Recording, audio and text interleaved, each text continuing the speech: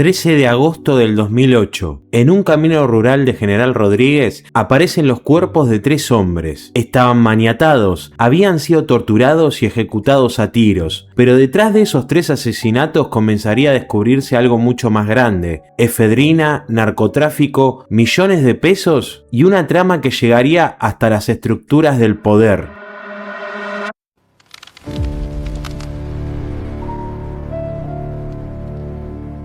Es jueves 7 de agosto del 2008. Sebastián Forza, Damián Ferrón y Leopoldo Vina tienen previsto encontrarse. Los 3 se movían dentro de ambientes empresariales, aunque con actividades diferentes. Esa tarde, los 3 hombres se encuentran en la zona de Sarandí, partido de Avellaneda, en las inmediaciones de un hipermercado de la zona. ¿Qué iban a hacer allí? Todo indica que tenían previsto conectar con algún tipo de operación comercial, pero determinar exactamente qué negocio iban a cerrar, con quién y bajo qué condiciones, se convertiría después en una de las grandes preguntas de la investigación. Durante aquel 7 de agosto, los 3 mantuvieron comunicaciones con personas de su entorno, y entre esas conversaciones aparece una realmente inquietante. Según el relato de Solange Belonge, esposa de Sebastián Forza, ese día habló varias veces con su marido. En una de esas comunicaciones, Forza habría alcanzado a decirle: "Esperá, que me está siguiendo el enano". Después la comunicación terminó, y poco después sucede algo más extraño. Los teléfonos comienzan a apagarse. Uno de los teléfonos utilizados por Ferrón había registrado actividad primero en Sarandí, después en Quilmes y, horas más tarde, en General Rodríguez. Otro de sus teléfonos registró su última comunicación alrededor de las 4 de la tarde. Las familias comenzaron a llamar. Nadie respondía. 3 hombres habían salido de sus casas para realizar distintas actividades, pero habían dejado prácticamente al mismo tiempo de comunicarse con su entorno. Aunque había 3 personas sin regresar a sus casas, una serie de familiares estaban intentando averiguar su paradero, hasta que, horas después, aparecería la primera evidencia de que algo grave estaba pasando. A las 20:20 horas, un oficial de la Policía Federal patrullaba el barrio porteño de Villa Santa Rita, cuando encontró una camioneta incendiándose en la calle Galicia. Llegaron policías y bomberos, y rápidamente surgió la sospecha de que el fuego había sido provocado intencionalmente. La camioneta quedó prácticamente destruida, pero el fuego no consiguió borrar todo. Entre los restos aparecieron cheques, documentación y un DNI. El documento pertenecía a Damián Ferrón, pero había algo más. Dentro del vehículo también aparecieron elementos vinculados a 2 armas registradas a nombre de Sebastián Forza, una Taurus calibre 9 milímetros y una Tanfoglio calibre 40. Incluso habría aparecido parte de una de esas armas. Ese detalle va a adquirir una importancia brutal más adelante. Una camioneta incendiada deliberadamente. El documento de un hombre que no había vuelto a casa, elementos pertenecientes a otro hombre que tampoco había aparecido, y 2 familias que todavía no sabían lo que estaba pasando. Entonces, a las 22:35 horas comenzaría formalmente la búsqueda de Forza y Ferrón. Esa misma noche, la familia de Ferrón denunció su desaparición. Su hermano Diego explicó que había hablado con él alrededor de las 2 de la tarde. Ferrón le había dicho que iba a visitar a un cliente. Cuando intentó volver a comunicarse aproximadamente 2 horas después, ya no obtuvo respuesta. Pasada la medianoche, las autoridades comenzaron a consultar hospitales y organismos de búsqueda. A primera hora del día siguiente, Solange Belonge también denunció que Sebastián Forza no había regresado a su casa. Entonces comenzaron las preguntas. ¿Qué relación tenían Forza y Ferrón? ¿Qué negocio estaban haciendo? ¿Quién podía querer hacerles daño? Y las respuestas de sus propias familias empezaron a cambiar completamente la naturaleza del caso. Belonge declaró que su marido había recibido amenazas antes de desaparecer y mencionó varios nombres. Entre ellos apareció uno que, con el paso de los años, se convertiría en uno de los personajes centrales de esta historia. Mientras la fiscalía intentaba entender qué había ocurrido con Forza y Ferrón, otra familia estaba haciendo exactamente lo mismo. Leopoldo Vina tampoco había vuelto. Su esposa informó que Vina tenía previsto encontrarse aquel jueves con Sebastián Forza. Entonces las piezas comenzaron a encajar. Ya no había 2 desaparecidos. Había 3. Forza, Ferrón y Vina. Habían estado relacionados durante aquella jornada. Sus teléfonos habían dejado de funcionar. Una camioneta relacionada con ellos había aparecido incendiada. Y al menos uno de los desaparecidos había manifestado previamente que tenía miedo. Durante los días siguientes, las familias siguieron buscando. La justicia rastreó comunicaciones. La policía comenzó a reconstruir movimientos. Y el nombre de General Rodríguez ya aparecía en los registros telefónicos. Pero nadie sabía todavía dónde estaban los 3 hombres.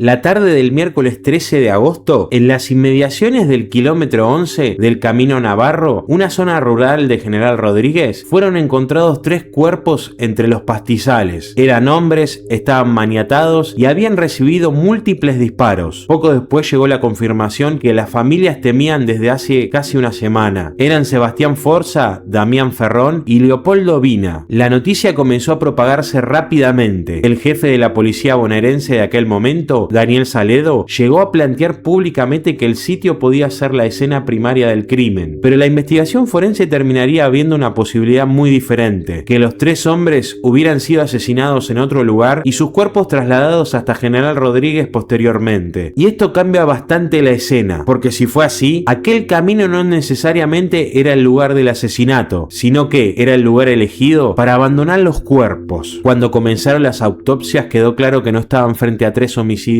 improvisados. Las víctimas habían sido reducidas, habían permanecido con las manos sujetas mediante precintos plásticos y presentaban signos compatibles con torturas y violencia previa a la muerte. Después los ejecutaron a tiros. Sebastián Forza había recibido 8 disparos, 4 le impactaron en la cabeza y otros 4 en distintas zonas de la parte superior del cuerpo. Damián Ferrón recibió otros 4, 3 impactos fueron en la cabeza y otro en la zona del omóplato. Vina también recibió otros 4 disparos. La posición y la trayectoria de los impactos llegaron a reconstruir una ejecución realizada con las víctimas sometidas y sin posibilidad efectiva de defenderse. Hubo violencia previa. Las investigaciones hablaron de torturas y determinadas reconstrucciones del expediente aportan 2 datos particularmente duros, como que a Leopoldo Vina le habrían cortado parte de una oreja. La misma reconstrucción sostiene que Forza habría sido obligado a consumir cocaína antes de morir. Son detalles que aparecen publicados como derivados de la investigación forense. No he podido corroborar de manera independiente los documentos periciales originales que sustentan ambos puntos. Por eso los menciono como datos atribuidos a estas reconstrucciones y no como una conclusión propia. Y entonces apareció uno de los mayores misterios forenses del triple crimen. ¿Cómo murieron realmente? Para entender el triple crimen hay que olvidarse por un momento del camino de General Rodríguez, porque Forza, Ferrón y Vina no fueron elegidos al azar. Y cuando los investigadores comenzaron a revisar sus actividades, sus contactos y sus movimientos financieros, apareció un mundo bastante más complejo de lo que inicialmente parecía. Sebastián Forza tenía 34 años, se movía dentro del negocio farmacéutico y de las droguerías. Damián Ferrón, 37, también estaba relacionado con el sector farmacéutico y había tenido negocios junto a José Luis Salerno. Leopoldo Vina tenía 35 años, era publicista y durante los primeros días podía parecer el personaje más difícil de encajar dentro de aquella historia. Sin embargo, una investigación judicial revelaría que Vina también tenía vínculos con operaciones relacionadas al tráfico ilegal de una sustancia que estaba convirtiéndose en un negocio multimillonario: la efedrina. La efedrina tiene usos legítimos en la industria farmacéutica. El problema es que también puede utilizarse como precursor químico para fabricar drogas sintéticas, particularmente metanfetaminas. Las investigaciones judiciales posteriores reconstruyeron una operatoria desarrollada aproximadamente entre 2004 y 2008. Según esas investigaciones, distintas células vinculadas al narcotráfico mexicano se instalaron o comenzaron a operar en Argentina buscando conseguir efedrina. No estamos hablando necesariamente de una única organización vertical donde todos se conocían. La jueza federal María Servini, que años después investigaría esta trama, describió un sistema compuesto por pequeñas células que podían actuar de manera relativamente independiente, aunque persiguiendo un objetivo común: conseguir grandes cantidades de efedrina y enviarlas a México y otros destinos. Parte de la sustancia podía ser adquirida originalmente por empresas habilitadas para operar con ella. Después comenzaban las sucesivas operaciones comerciales y en ese mercado empezaron a cruzarse varios protagonistas de nuestra historia. Forza era probablemente el hombre que más señales había dejado antes de desaparecer. Tenía problemas económicos, había acumulado deudas, había recibido amenazas y, según declaró posteriormente su esposa, tenía relaciones comerciales con personas vinculadas al negocio de la efedrina. Entre esos hombres aparecía Ibar Esteban Pérez Corradi, y durante años Pérez Corradi sería presentado públicamente como uno de los grandes sospechosos del caso. Pérez Corradi nunca fue condenado como autor intelectual de los asesinatos. Vamos a llegar más adelante a lo que determinó la justicia sobre él, pero por ahora solamente necesitamos saber que Forza y Pérez Corradi se conocían y habían mantenido relaciones comerciales vinculadas vinculadas al negocio farmacéutico y la efedrina, pero la relación se había deteriorado. Una de las hipótesis que apareció durante la investigación estuvo relacionada con dinero y efedrina. Determinadas reconstrucciones sostuvieron que existía una deuda importante entre ambos y que ese dinero habría estado relacionado con operaciones destinadas a comprar el precursor químico. Damián Ferrón también estaba conectado al mundo farmacéutico. Uno de sus socios había sido José Luis Salerno, propietario de una farmacia y otro personaje que terminaría ocupando un lugar importante dentro de esta historia. Recuerde los cheques encontrados dentro de la camioneta incendiada. Cuando la policía preguntó por ellos, el hermano de Ferrón explicó que no pertenecían a Damián sino a Salerno. Eso hizo que los investigadores comenzaran a reconstruir no solamente las relaciones personales de las víctimas, sino también el circuito de dinero que las rodeaba. 3 semanas después de la desaparición de Forza, Ferrón y Vina, había ocurrido algo que cambiaría completamente el mercado clandestino en el que se estaban moviendo. En Ingeniero Matwich, provincia de Buenos Aires, había quedado expuesto un laboratorio clandestino relacionado con la producción de drogas sintéticas. Allí apareció otro nombre, Jesús Martínez Espinosa, ciudadano mexicano vinculado posteriormente por la justicia con la producción de metanfetaminas en Argentina. Y también apareció Luis Tarcia, relacionado con el abastecimiento de efedrina. Forza había conseguido, junto con Ferrón y Vina, una vía para comercializar efedrina directamente con personas vinculadas a ese circuito mexicano. Esto podía significar algo muy peligroso. Intermediarios que hasta entonces formaban parte del negocio podían quedar desplazados. Durante años, una de las hipótesis fue precisamente esa, que Forza había comenzado a moverse por su cuenta dentro de un negocio donde ya existían otros actores y que alguien decidió castigarlo. Leopoldo Vina parecía acompañar a Forza y Ferrón en aquella operación. Sin embargo, las investigaciones posteriores encabezadas por la jueza Servini reconstruyeron que Vina ya había participado desde 2007 en otra estructura dedicada al envío clandestino de efedrina al exterior. Según la investigación, Vina trabajaba para una organización relacionada con el mexicano Rodrigo Pozas Inturbé. Esa estructura habría utilizado encomiendas internacionales para enviar efedrina hacia México y Guatemala. Para 2008, el Estado argentino había comenzado a endurecer los controles sobre la importación y comercialización de efedrina. El negocio comenzaba a quedar bajo la lupa. Ahora volvemos a los 3 hombres del comienzo. Ya no tenemos 3 empresarios que solo fueron a una reunión y desaparecieron. Los 3 estaban intentando concretar un negocio y el 7 de agosto del 2008 alguien sabía exactamente dónde encontrarlos. Los hermanos Lanata y los hermanos Schiaggi terminarían convirtiéndose en las caras más reconocibles del triple crimen. Pero llegar hasta ellos requirió reconstruir una enorme cantidad de movimientos, comunicaciones y vínculos alrededor de las víctimas. Después del hallazgo de los cuerpos, los investigadores comenzaron a cruzar información, movimientos anteriores y posteriores a la desaparición, y particularmente los contactos alrededor de Sebastián Forza. En ese entramado comenzó a adquirir importancia Martín Lanata. Lanata no era una persona completamente ajena al mundo que rodeaba a Forza. Su nombre quedó relacionado con personas y contactos vinculados al sector farmacéutico y al negocio clandestino que la justicia estaba intentando reconstruir. Y detrás de Martín aparecieron su hermano Cristian y los hermanos Víctor y Marcelo Schiaggi. En un caso con decenas de llamadas, cruces telefónicos, lo que terminó llevando a estos 4 hombres a una condena fue la valoración conjunta de distintas pruebas e indicios que el tribunal consideró suficientes para ubicarlos como participantes necesarios del plan criminal. Una parte importante de la investigación estuvo relacionada con las comunicaciones. Los registros permitieron reconstruir contactos entre distintos protagonistas antes, durante y después de la desaparición. También permitieron analizar por qué zonas se habían movido determinados teléfonos. Y acá volvía a aparecer un lugar que ya conocemos, Quilmes. Recordemos que los teléfonos de las víctimas habían registrado actividad en aquella zona durante el 7 de agosto. Y Quilmes también formaba parte del entorno geográfico de algunos de los hombres que posteriormente serían investigados. Pero las antenas por sí solas no podían contar toda la historia. Había que encontrar más. La investigación también reconstruyó vehículos utilizados alrededor de aquellas horas y los movimientos de los acusados. Durante el juicio, la fiscalía presentó un conjunto de elementos destinados a demostrar que el secreto no había sido producto de un encuentro casual. Había existido planificación. Para la acusación, las víctimas habían sido llevadas mediante engaño hasta una situación en la que podían ser reducidas. Después fueron privadas de su libertad y finalmente asesinadas. En diciembre del 2012, los 4 fueron condenados a prisión perpetua como partícipes necesarios de la privación ilegítima de la libertad y del triple homicidio agravado por por ensañamiento y alevosía, pero eso no significaba que la justicia podía determinar quién había realizado cada uno de los disparos, y tampoco significaba que ellos hayan sido quienes idearon originalmente el asesinato. Alrededor de esa pregunta empezó a crecer un nombre, o mejor dicho, un apodo: La Morsa. El apodo ya había aparecido relacionado con versiones alrededor del caso. La viuda de Sebastián Forza sostuvo que su marido realizaba pagos a una persona identificada de esa manera, pero la verdadera explosión pública llegaría mucho después, en 2015.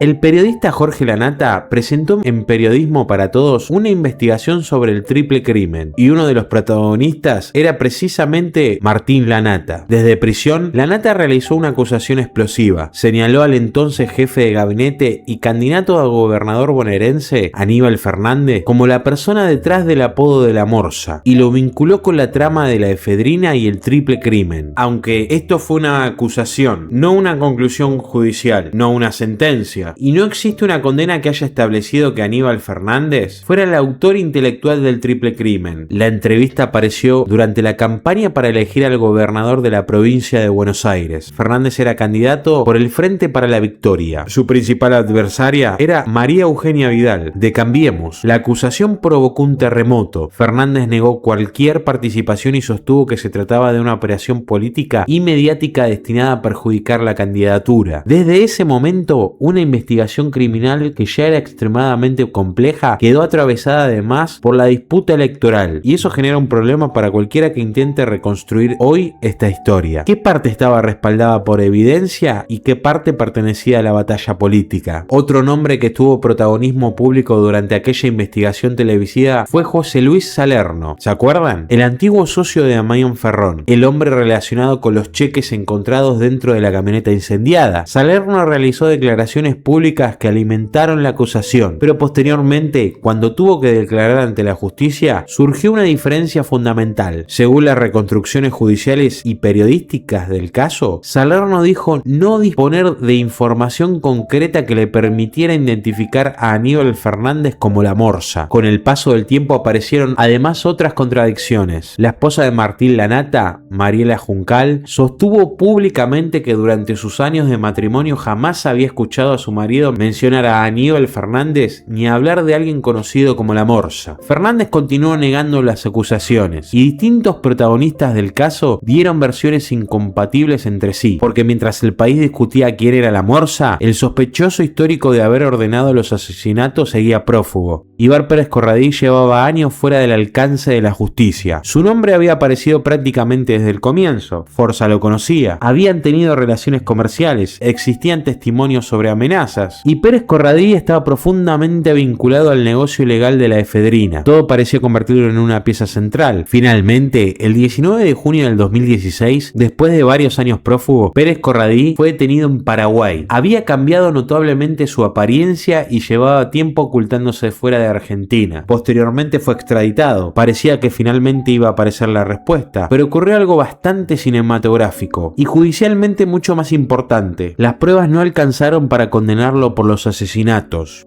Martín Lanata, Cristian Lanata y Víctor Schillaci cumplían prisión perpetua en la unidad penal número 30 de General Alvear. Marcelo Schillaci, el cuarto condenado, permanecía detenido en otro establecimiento. El 27 de diciembre del 2015 consiguieron salir del penal, y cuando las autoridades comprendieron lo que había ocurrido, los hermanos Lanata y Schillaci ya estaban prófugos. Ranchos, provincia de Buenos Aires. 4 días después de la fuga, era la madrugada del 31 de diciembre del 2015. Dos policías realizaban un control sobre la ruta provincial 20. Las imágenes de seguridad permitieron reconstruir parte de lo que ocurrió. Uno de los agentes hace una señal para que un vehículo reduzca la velocidad. El vehículo se detiene, bajan hombres armados y comienzan los disparos. 2 policías resultaron heridos. Los fugitivos volvieron a escapar. Mientras gran parte del país se preparaba para recibir el año 2016, policías y fuerzas de seguridad rastrillaban la zona de Ranchos y Chascomús. Pasaron los días y la persecución dejó la provincia de Buenos Aires. Los prófugos habían conseguido llegar hasta Santa Fe. En la mañana del 7 de enero del 2016, en una zona rural cercana a San Carlos Sud, se produjo un enfrentamiento con efectivos de Gendarmería Nacional. 2 gendarmes resultaron heridos, pero los 3 hombres volvieron a escapar. Aproximadamente 1 hora y media después se produjo otro enfrentamiento en la cercanía cercanías de San Carlos Centro. Otra vez hubo disparos y otra vez consiguieron huir. La zona rural de Santa Fe se convirtió en el centro de una de las búsquedas policiales más mediáticas que había vivido el país en años. Y mientras cientos de efectivos intentaban encontrarlos, los prófugos consiguieron hacer algo extraordinario: llegar a la ciudad de Santa Fe. Los fugitivos interceptaron a un ingeniero agrónomo, lo tomaron como rehén, le robaron su Volkswagen Amarok y, según las reconstrucciones del caso, el vehículo fue modificado visualmente para aparentar pertenecer a Gendarmería. Con esa camioneta consiguieron atravesar controles y desplazarse. Pero la historia del rehén no terminó ahí. Los tres llegaron hasta un departamento en la ciudad de Santa Fe relacionado con el ingeniero, y allí consiguieron permanecer ocultos durante aproximadamente 48 horas. Pensemos en la situación: había helicópteros, controles, cientos de efectivos, y mientras el país seguía un operativo gigantesco, los tres prófugos estaban refugiados dentro de una de las ciudades más importantes de la provincia. Durante las primeras horas del 9 de enero, la Amarok sufrió un vuelco cerca de Cayasta. Los tres continuaron moviéndose, llegaron hasta un establecimiento rural, consiguieron otra camioneta, una Toyota Hilux, y siguieron escapando. Ese vehículo terminaría abandonado, y a partir de ahí, la fuga continuó a pie, y Martín Lanata comenzó a separarse de los otros dos. Exhausto y herido después del accidente, Martín Lanata llegó hasta una vivienda rural. Allí pidió agua. El propietario advirtió la situación y dio aviso a las autoridades. Poco después, Martín Lanata fue detenido. Durante aquellas horas comenzó a circular una información: los tres prófugos habían sido capturados. La noticia llegó a las máximas autoridades. Incluso el presidente Mauricio Macri publicó un mensaje celebrando el supuesto resultado del operativo. Pero había un pequeño problema: no era verdad. Habían atrapado solamente a Martín. Cristian y Víctor seguían prófugos. Pasaron horas de información contradictoria. Autoridades nacionales y provinciales tuvieron que corregir públicamente lo anunciado. La entonces ministra de Seguridad, Patricia Bullrich, reconoció que la información recibida de las otras dos capturas había sido incorrecta. Durante el 10 de enero, el operativo volvió a intensificarse. La búsqueda se extendió por tierra, aire y agua alrededor de Cayasta y Helvecia. En la mañana del 11 de enero del 2016, un trabajador llegó a un establecimiento relacionado con un molino arrocero de la zona. Cristian Lanata y Víctor Schillaci fueron encontrados. Durante el procedimiento hubo una situación con un rehén que pudo ser resuelta, y finalmente los dos fueron detenidos. La triple fuga había terminado el 11 de enero del 2016. Ese mismo año, la causa por los asesinatos pasó a la justicia federal y quedó en manos de la jueza María Servini, que ya investigaba el tráfico ilegal de efedrina. Era una decisión importante porque permitía observar el triple crimen como una pieza dentro de una estructura mucho más grande, no solamente de tres asesinatos, sino también el movimiento clandestino de precursores químicos, organizaciones narcotraficantes, empresas farmacéuticas y conexiones internacionales. Las investigaciones permitieron reconstruir cómo, especialmente entre 2004 y 2008, enormes cantidades de efedrina ingresaron legalmente a la Argentina para después ser desviadas hacia circuitos clandestinos. En abril del 2021, la jueza María Servini volvió a dictar la falta de mérito contra Pérez Corradi respecto a su supuesta participación como autor intelectual del triple crimen. Por eso, con la información judicial disponible, no podemos afirmar que Pérez Corradi haya ordenado matar a Forza, Ferrón y Viña. Entonces ocurrió algo más frustrante. Llegó el 7 de agosto del 2023. Según algunas fuentes judiciales, se alcanzó el plazo de prescripción aplicable para perseguir a eventuales nuevos responsables que hasta ese momento no hubieran sido imputados. El expediente tenía condenados, y quizás esta sea la manera más clara de separar los hechos y las hipótesis. Sabemos que los hermanos Lanata y Schillaci fueron condenados a prisión perpetua como partícipes necesarios. Lo que no sabemos es quién decidió que aquellos tres hombres tenían que morir, y posiblemente esa sea la pregunta más importante de toda esta historia. Hay casos criminales que permanecen en la memoria por aquello que la justicia consiguió descubrir, y existen otros que permanecen justamente por lo contrario, por aquello que nunca consiguió explicar. El triple crimen de General Rodríguez pertenece en parte a los dos mundos. Hubo investigación, hubo juicio, hubo condenas y hubo 4 hombres considerados por la justicia partícipes necesarios de un asesinato planificado con una violencia difícil de ignorar. Durante años se buscaron respuestas entre empresarios, narcotraficantes, intermediarios, organismos de inteligencia y personajes de la política. Algunas pudieron demostrarse, otras se derrumbaron cuando tuvieron que enfrentarse a las pruebas, y otras simplemente quedaron suspendidas en ese lugar incómodo que existe entre lo posible y lo demostrable.